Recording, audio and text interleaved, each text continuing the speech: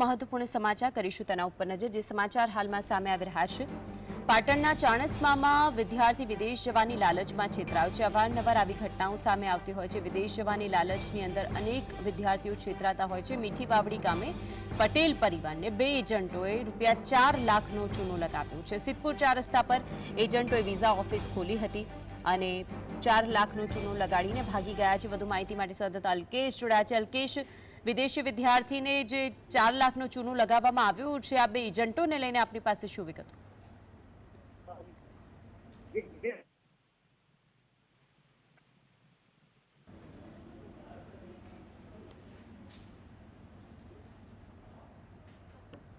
અલ્કેશ, આ સમાચારને લઈને આપની પાસે શું વિગતો છે?